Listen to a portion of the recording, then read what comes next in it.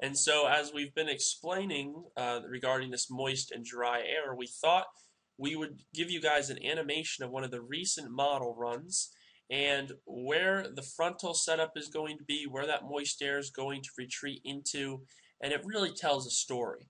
And so we thought this would definitely be something of appropriate to show you.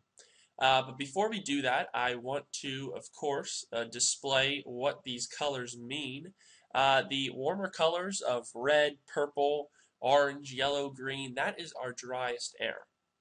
On the contrary, those blues, those dark blues, that indicates some of the most moist air of the region. You'll notice a lot of that right now is being positioned over the Tennessee Valley and the southeast. A lot of that has converged all day Monday, and of course you have the thunderstorms that shifted eastward of the Mississippi this afternoon, and a lot of that moisture that has kept around across the Gulf this past weekend also shifting toward the north.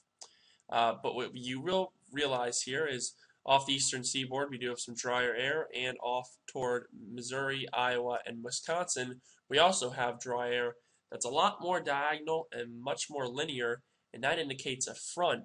And as I animate this, you're going to be able to definitely see how important this front is to this whole system producing the rain that it is, and how quick that rain will come in and leave.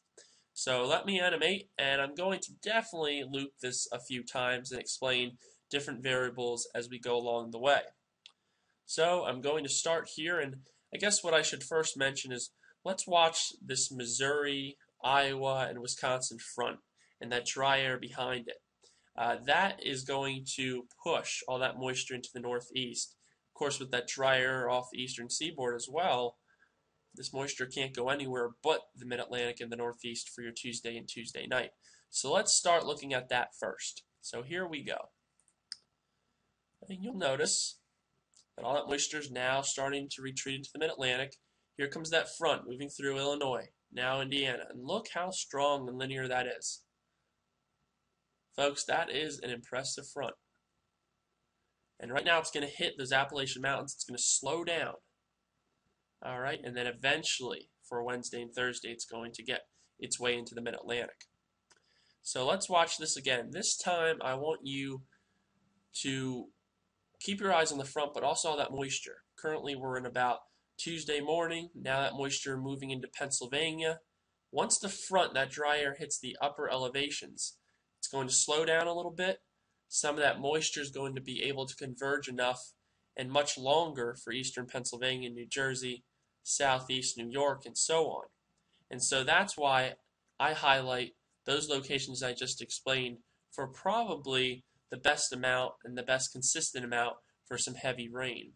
Again, that front moving through, that moisture lining up into that eastern PA, New Jersey, southeast New York, even Boston and eastward, and eventually shifts out of the area into then Wednesday and so on. So I hope this helped you guys understand the mixings of our moist and dry air, and if you're living across those mid-Atlantic areas, and even into the coastal New England or northeastern states, you might want to have a jacket, maybe a raincoat, and of course, the most important one of them all, an umbrella.